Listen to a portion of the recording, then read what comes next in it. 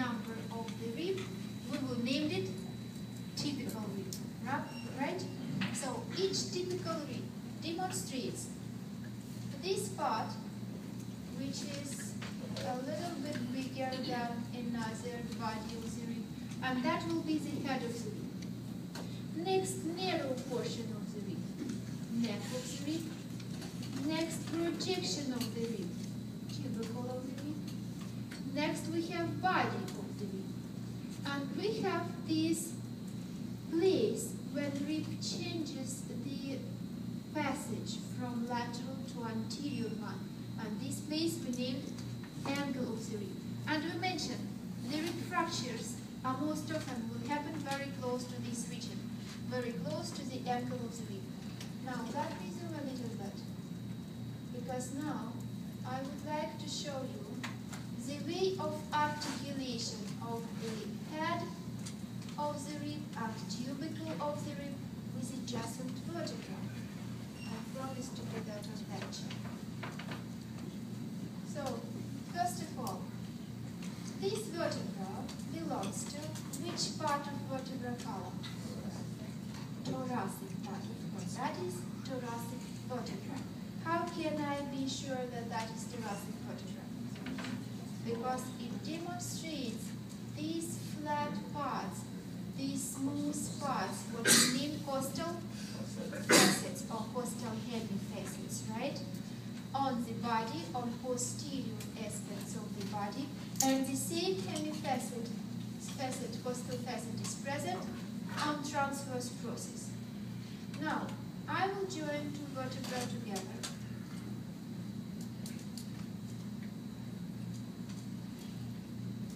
So, what can you see? That costal facet, inferior costal facet of upper vertebra, plus superior costal facet of lower vertebra, they form the costal facet itself for the head of the rib. If I would like to attach the rib to the vertebra, let me show you this side, because anatomical position of this rib is over here. That will be my right rib. How can I be sure about that? Can you see this important structure? What's the name? Costal groove. And it runs along which margin of the rib? Inferior margin of the rib. So can I turn this rib to opposite side? No way. Costal groove will be above its superior margin. So I can turn it only like that. So that is my right rib. Now I will join it with the vertebra. Can you see how I articulate the head of the rib? I articulate it in between this vertebra and intervertebral disc. Now let's talk about numbers, because that's always a problem. Let it be rib number 9. So, rib number 9 articulates to the body of the vertebra number 9 and body of the vertebra one above, number 8, and intervertebral disc in between them. Do you agree?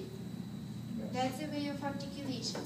Now, let's see behind what's happened. The tubercle of the rib articulate with the transverse process. And which transverse process is that one?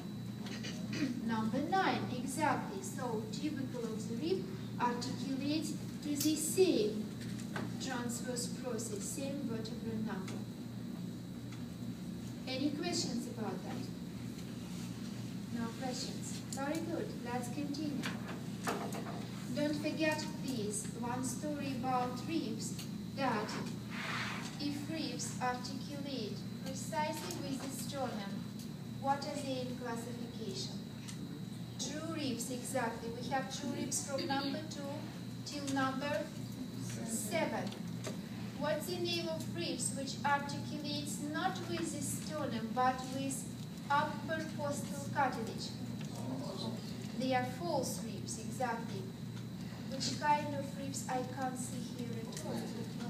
floating ribs because they do not articulate with any structure on front.